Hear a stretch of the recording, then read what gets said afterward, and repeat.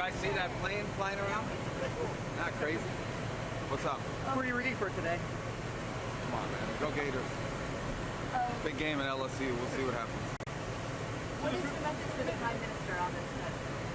Well, look, the U.S.-Israeli relationship is very strong. It continues to be strong. The president wants this conflict to end. He wants all the hostages out, all 48 of them, living and deceased. Obviously, we're concerned that events last week, he didn't like the way it went down. He's expressed that publicly.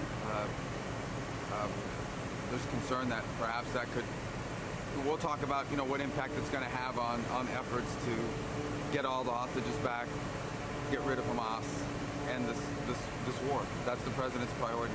What leverage can the U.S. bring to bear on that? Well, I don't know about leverage. Look, I mean, our relationship with Israel is very strong. Everybody knows that. I wouldn't call it leverage. I do think we have influence. I think because we've worked on so many things together. So we'll be there to express that and also to express the president's views, which is that he wants Hamas defeated. He wants the war to end. He wants all 48 hostages home, including those that are deceased. And he wants it all at once. Like, he wants all the hostages now, not 5 and 10 and piecemeal. And we'll have to discuss about how the events last week had an impact on the ability to achieve that in short order. I mean, The Taliban just said that they're... Go ahead. The Taliban The what? Taliban is putting out a word that the U.S. has agreed to a prisoner swap. Mr. Secretary. Well, I don't know. Look, our special envoy for people that unlawfully detained has been having conversations for a while. I think he went there to explore what's possible. Obviously, it'll be the president's decision in terms of any trades or any exchanges. But we most certainly want any Americans or anyone who's being unlawfully detained to be released. And so he went there to explore what that would look like. Are you fully supportive of an offensive into Gaza City? What are you going to talk to the Israelis about on that regard? Yeah, I don't know if we should get into that. I mean, I'm not going to get into that in the media other than to say the president wants this to be finished with. And finished with meaning 48 hostages released all at once. Hamas no longer a threat.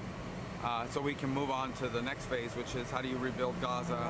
How do you provide security? How do you make sure Hamas or anything like it never comes back again? That's the president's priority. That's always been his priority. And that's what we're going to try to move forward on. And part of what we're going to have to discuss as part of this visit is how the events of last week with Qatar impact that. Do you think the Qataris will still work with the U.S.? I met with them, Vice President and I met with the Prime Minister yesterday. I know they had dinner with the President last night. So, we have a relationship with them as well. We've been working on a number of things with them. They've been, for example, very helpful in the DRC, Rwanda, or with the M23. They've been hosting those talks. So we had a visit there earlier this year. I did, and then went back a second time with the President. So they've been good partners on a number of fronts. What about the president's plane, Mr. Secretary? Is there any questions or doubts that impacted in any way? It never came up with me or in any conversation we had. But do you think concerned at all that they may follow through on their threat to do strikes again in Qatar? Who's this, Israelis? The Israelis. Yeah, look, we're going to meet with them. We're going to talk about what the future holds and what I'm going to get a much better understanding of what their plans are moving forward. What's happened has happened. Obviously, we were not happy about it. The president was not happy about it. Now we need to move forward and figure out what comes next. Because at the end of the day, when all is said and done, there is still a group called Hamas, which is an evil group that still has weapons and is terrorizing. There is still 48 hostages that deserve to be released immediately, all at once. And there is still the hard work ahead of, once this ends, of rebuilding Gaza in a way that provides people a quality of life that they all want. And who's going to do that? Who's going to pay for it? Who's going to be in charge of it? So all that work is still there to be done. All that still needs to be dealt with. You say you're not happy with that. Does it mean we ask the Israelis not to do this again? I think the president's comments speak for themselves on that front. In essence, he didn't like the way it went down.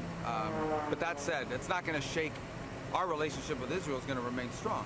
And sometimes, things happen or come up in those relationships that perhaps you're not 100% aligned with or what have you. But it's not going to change the nature of our relationship with the Israelis. But we are going to have to talk about it. Primarily, what impact does this have? What happened? What impact does that have moving forward on what comes next? Should Israel withdraw its troops from Gaza City in this Operation Gideon's Fury? Should it pull back from that invasion? Yeah, we're not talking about that or anything of that nature. I mean, that certainly won't be what I'm going to communicate. We just want to know what comes next. How do we get the 48 hostages out? What's the plan to defeat Hamas? So we can get to the next phase. Go ahead. Just move on the settlements that they recognized the other day. The Netanyahu said recognized signed up on this E-1 settlement that splits the West Bank in half. Yeah. You know, people say that means basically there's no Palestinian state in the future.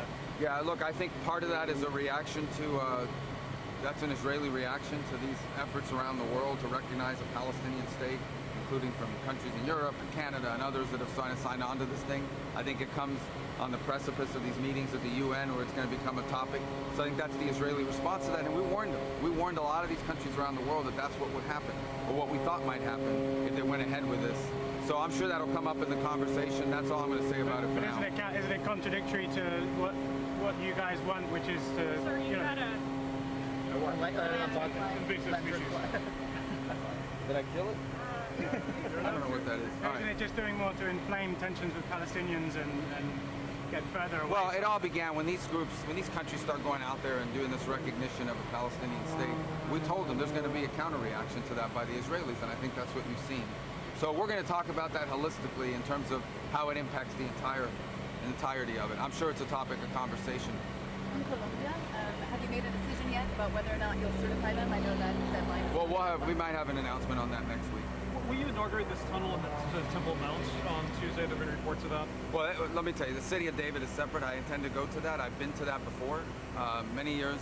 That's an archaeological site. It's one of the most important archaeological sites in the world. I visited it numerous times in the past. I understand people want to involve politics in it. I understand everything in this region is political to some extent.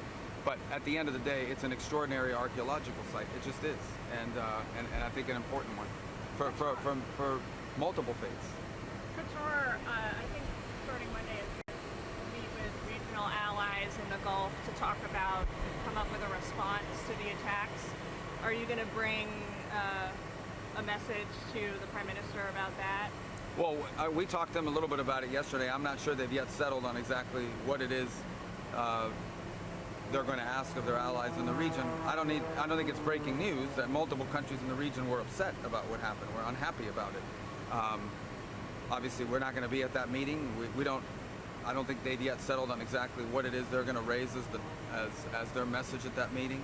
But our focus now is moving forward. What comes next? Because when all is said and done, despite what happened earlier this week in Qatar and Doha, we still have to deal with the 48 hostages and they need to be released. We still have to deal with Hamas, which nobody in the region wants to see stay in place. And we still have to deal with, when that is settled and done, how do you rebuild Gaza so that this in a way that this never happens again. All right, let's go. One more. Yes, has the U.S. made any final determination or made any more decision about the Russian drone incursion into Poland, whether it was intentional or? Well, there's still a lot of gathering happening. Irrespective, it shouldn't have happened. I don't think anybody's happy about it seeing happen. You saw NATO respond to it appropriately. We don't want to see it happen again. We think it's a unacceptable and unfortunate and dangerous development in this regard. I think it'll take a few more days for everybody to fully... The drones were intentionally launched. There's no doubt about the drones were intentionally launched. The question is whether the drones were targeted to go into Poland specifically. If that's the case, that if the evidence leads us there, then obviously that'll be a highly escalatory move. There are a number of other possibilities as well, but I think we'd like to have all the facts and consult with our allies before we make, specific determinations. We're being bombarded here by some kind of bug is on you now. All right, guys, let's get out of here before you get killed by a bug. If you're going to, you think, attend Charlie Kirk's funeral services next weekend? Yes, I intend to, assuming, I believe we'll be back in time for it. Charlie was a great young man. I got to know him quite well, actually. In fact, I had spoken to him as late as last Thursday. I believe he was in South Korea, and was returning from South Korea. So he was in, and I admired all the stuff he said and did on campuses. I think he had an enormous influence on young people. Primarily, I think the most ironic part about all the Charlie Kirk situation, tragedy, is he was actually one of the few people out there that was engaged. A lot of people go out and give speeches. He was actually engaged in back and forth, I felt very respectful debate with people that disagree with him. He knew and invited people that disagreed with him, not just on college campuses, but on podcasts and interviews. He had people on his show. He would go on other people's shows. I think we actually need more of that dialogue and discourse.